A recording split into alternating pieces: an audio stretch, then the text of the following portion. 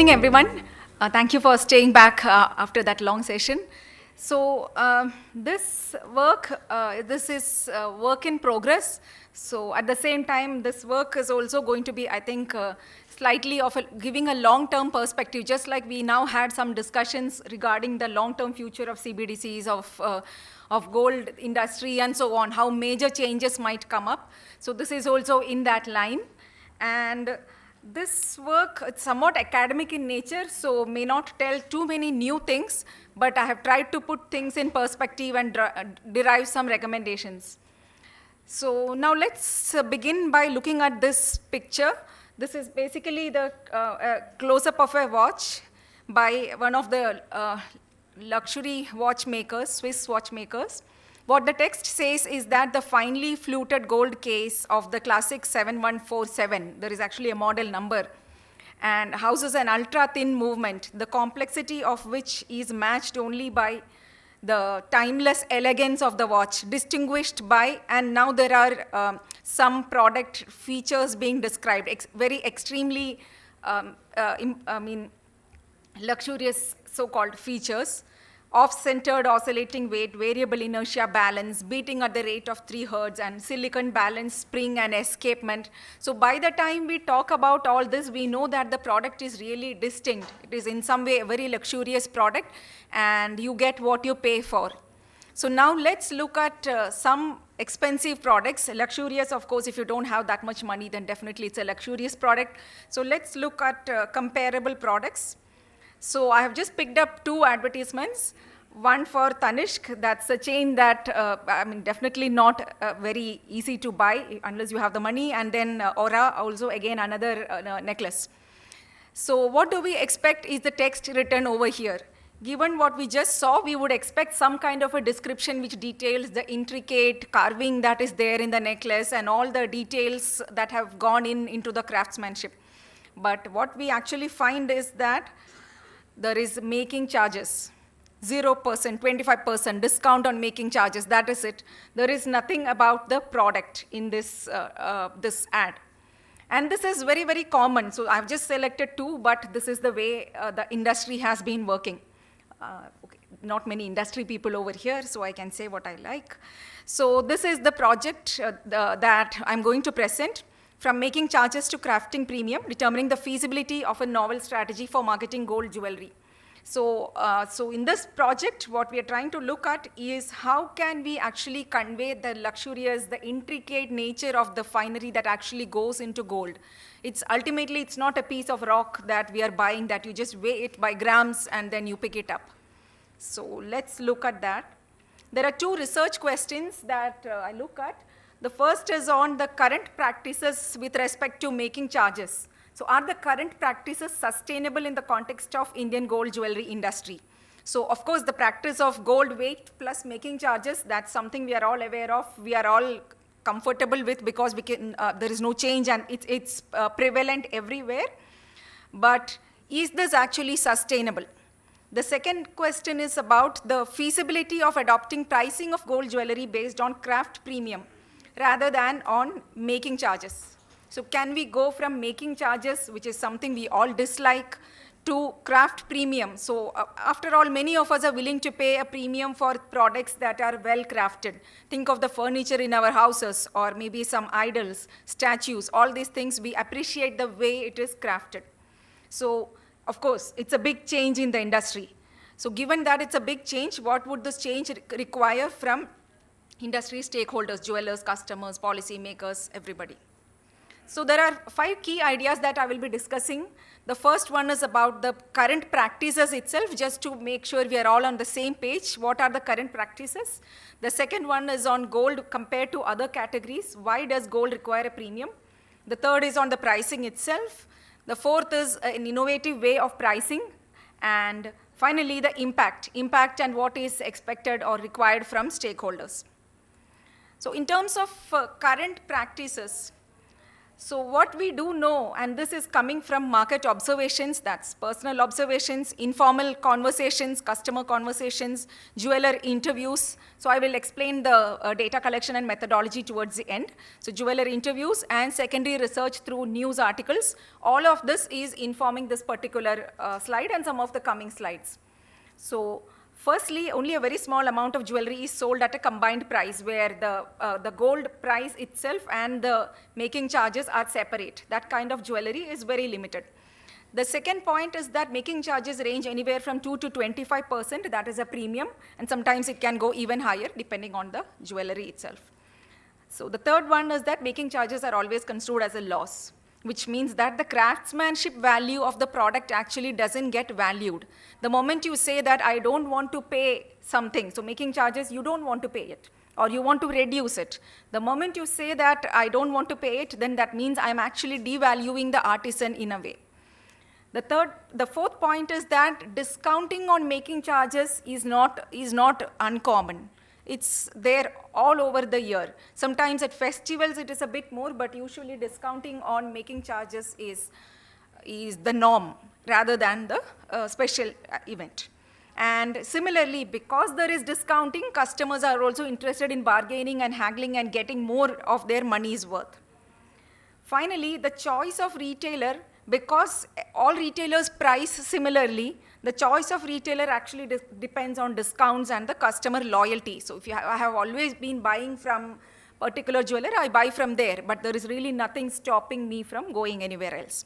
And finally, there is no real impact of the brand, except some of the well-known brand names. Nobody actually gives much attention to the brand. The product design, craftsmanship, of course, as we discussed, it goes for a toss and is not valued. So that's what we first looked at, that's the current practices in jewelry pricing. The second aspect that comes into the picture is gold versus other products. How do consumers think of gold? And that will help us explain why gold jewelry is priced in this manner. So in general, consumers are willing to pay a premium for craft, brand, designer goods, for luxury watches, anything that involves some kind of craft and luxury, people are willing to pay. This is something all of us know. At the same time, it is also possible to sell some of the jewelry products on MRP, that is without a breakup of weight and it's the premium for making charges. So that's possible in fashion jewelry, diamond jewelry, and some specific forms of gold jewelry. But the reality is that in India, if we look at all gold jewelry, then it's not a luxury product. So the gold jewelry will have to be segregated such that its luxury element and its regular elements are distinct. In any case, consumers compare, so these are some conversations from jewelers and customers which came up with these comparisons. So when I want to buy a new refrigerator, it has no resale value, but my gold, it can be resold. If I want to buy a bridal sari, it has no reuse value, but a bridal gold, I can sell it or I can use it later. But does it ever happen? So all of us know that it never happens. I might exchange, but I definitely will not. That is also something we listened to in an earlier presentation. I will not sell. But just the assurance that it is something I can sell later, I will actually keep it. So I will, hence I'm not willing to think of it just as an adornment, but I also think of gold as investment. Because at some point in the future, when something goes wrong, I can use it for selling. This use of gold as an investment means that instead of design, we actually give more value to quantity. So whenever something is an investment, its design aspects, its adornment aspects are not important. So the resale value arises from the quantity of metal. Effectively, what is happening is that the beauty of all of the Indian women and not so much in foreign countries, but Indian women who wear their large quantities of gold, the beauty gets commoditized. So with all this, but that's the prevailing situation and the consumer has to process all this.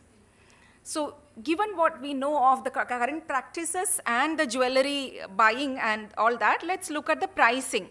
For this, we look at research perspectives on pricing. The first thing we notice is that there is this idea of partitioned pricing, that is gold price and the making charges. This partition pricing makes customers pay attention to the price components. So that just by saying what the making charges is, you are throwing light on the making charges and people want to minimize it. The second is price discounting.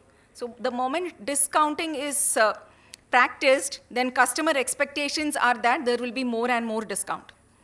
The third one is that in general, for a product value to be perceived better or any amount of value to be perceived better, it is better to segregate gains and integrate losses.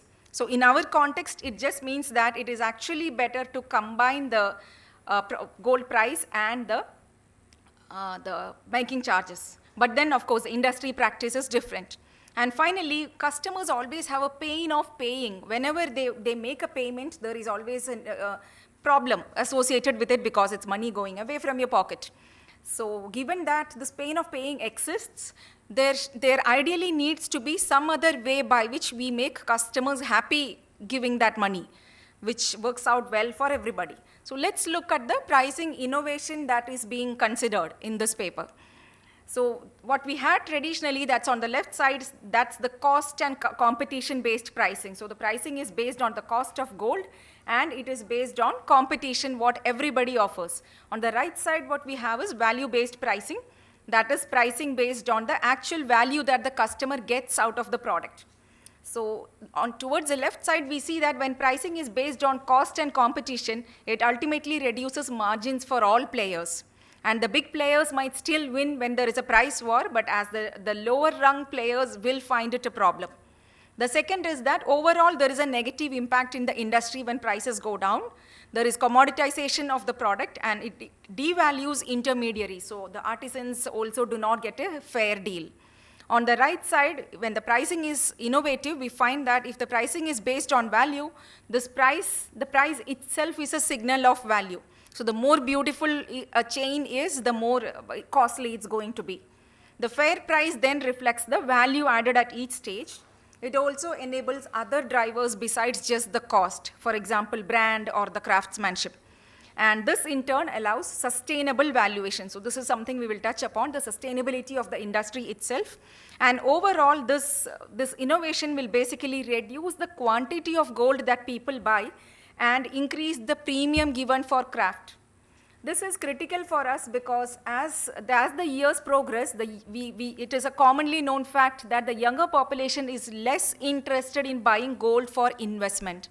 They buy gold mainly for jewelry, and if they want to invest in gold, they either buy the digital version or they buy gold bars or coins. So gold as investment is actually slowly phasing out, and this is going to be a problem for the jewelry industry if it still continues to price based on the quantum of gold involved.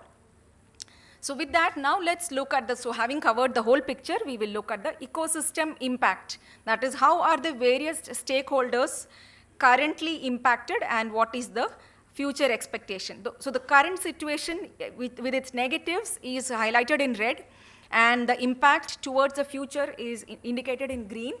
So when we look at the jewelers, currently the industry practices, customer expectations, all of these have actually kept jewelers tied to the current pricing, which is the partitioned pricing. However, when the change can happen over time gradually, it is possible to minimize price competition, and it gives more scope for individuality of each jeweler, that's each brand. Then it is also possible that the jewelers actually receive the fair price for the product, which incorporates the value added and can then pass on the share of the premium to the artisan. Now, in turn, this will help the artisan receive fair wages, which also gives them better standard of living and dignity of labor. So given all this, the new pricing strategy is useful. And for the customer has always been price sensitive. They have had a perception of value, which is that the value is tied to the quantity of gold. But now this move towards craft premium can actually address the need for uniqueness that customers have, so that each design has its own premium attached design and brand and other features, and not just the quantity of gold. So what can policymakers do? So for this, government and industry bodies can work firstly on communications that will help segregate investment and sentiment related to gold. Currently, a big issue is that gold is bought for investment and sentiment, as I discussed earlier. So if that can be reduced, which is the way in which we are going. If we see some of the jewelry ads from the leading players, they are actually focusing less on the grammage and more on the beauty of the gold. And this in turn will have a positive impact on the economy as well, as the quantity of gold consumed for jewelry goes down. So these are some of the recommendations. So most of it were touched upon earlier. A few additional things would be about trying to give more value to branding, trying to push jewelry as for adornment and not for investment. And this is going to go hand in hand with the reduction in the quantity of gold per sale, but the increase in the craft premium itself. And so these are the studies that were conducted. So with 3 studies which are all in progression. So the first study is a review of news articles during the 2018 to 23 period to look at gold coverage and see if there are any studies that support the hypothesis in the 4 topics that were analyzed. Similarly, a set of 10 to 15 customer interviews of which it is partially done, and jeweler interviews as well, it is again partially done. So that is the research that we have done for this project. And in terms of theoretical contribution, mainly 4 domains. One is on pricing, as we discussed that at length. The second is consumer behavior and really separating out investment and sentiment. The third is on system dynamics, that is the various stakeholders, policy makers, how they can align in order to push a new pricing strategy. And finally, on the sustainability of the industry itself. So these are the acknowledgements. So that is about it. So thank you all for listening. Any questions or comments? So as I have said, this is a work in progress, so all questions are welcome. So I have a question. In fact, Professor, I just wanted to ask you, when you discuss about the pricing strategy, is it more driven by the jewelers, or is it what the customers are driving it? Like, is it the customer, if there is some focus on that, to examine that factor? Because see, when you talk about those advertisements which you had shown initially, they are driven by the perception of those companies as to how they perceive as the customer preferences. And based on that, they have put focus on those things which customers can relate to. So this scenario that is prevailing now, that is a situation that has been created over the years, and customers and jewelers are reinforcing each other in this scenario. So then the question arises, which one can actually drive the change? Now, this change is going to benefit both stakeholders. For customers, it might initially look like a price increase, but given that the quantum of gold now slowly goes down, the price increase, and when it is given as a single amount, it is actually starting to happen as well in the more fashionable categories of the gold jewelry. Then for customers, it is going to be beneficial. And when jewelers see that there is a market, there is a growing market for such products, jewelers also will be willing to push it, because again, instead of focusing on grammage and pushing down making charges, we are trying to reduce the grammage but increase the premium charged. So, and that will again push the customer. So it's actually reinforcing. Yes. You have covered initially those slides, those very interesting with respect to the promotion, where one product where you compare with its what its features and how it's giving you a premium and feeling of premiumness, where the other product, though it's a premium, but it is it's not giving the feeling of the premiumness, that is not coming as a promotion. So do you think there is a whole need of change, how the marketing and the product are being launched and strategized, and how do you see this is going to happen? Because as in, we have more sentimental value and we are more attaching towards as a gold rather than as an artisan. Yeah.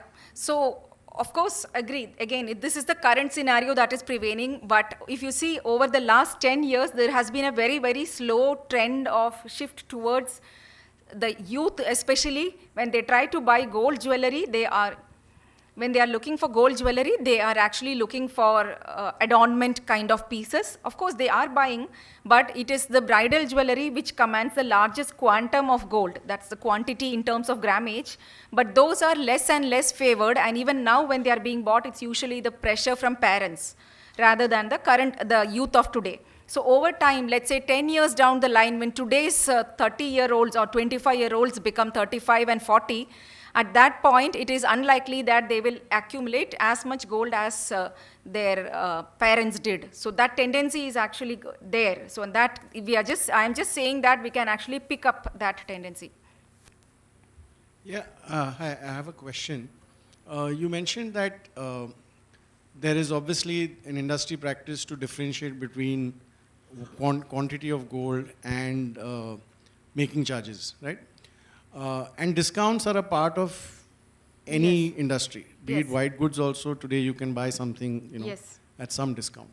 My question is there what is the underlying reason why the industry differentiates these two streams of revenue?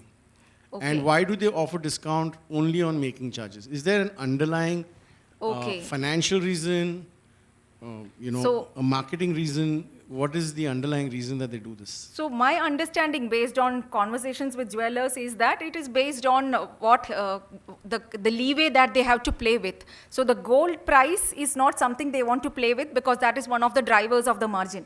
Because as the gold price increases, so you can actually get the margin if there is a change in the price. The second aspect is that the making charges, again, that is how the industry practice has been. And the reason why making charges are as a percentage of the gold and not moving around is that consumers think of gold as an investment. So like I said, although they are not going to sell it anytime in the future, but when they buy it, there is always an underlying tendency that in future I can sell it. So the grammage and the partitioning of the price becomes important. But that's a tendency that is going down. So, and just a follow-up question. You spoke about the karigar not getting the benefits of the business, but don't you think that even though if you were to club these, right, still as a businessman, if I don't want to extend the benefits to my labor, I will still not do that. So that do you think there's a need for rebranding the karigar in the jewelry industry? So those are the ways of implementing a particular decision. Which is what I'm saying, that, doesn't it need to come more from the skill development side, and needs to be more of a government initiative or, because till you don't rebrand them, right, they don't know their own value, right? So I get the suggestion that is in terms of the skilling and all that related to the karigars. So completely agree. But at the same time, in this research, the view is that once jewelers are able to make some premium on their product, the reason for the premium is that the craftsmen are actually doing a particular job. So it is possible that craftsmen can command more. So there is a demand for certain craftsmen in the market, and the whole economy, the whole system will move towards that. So craftsmen will actually be able to command more from the jewelers. So there is no necessity that jewelers will pass on the money, but if you have to get good craftspeople, you pay them. Okay, thank you very much, Priya.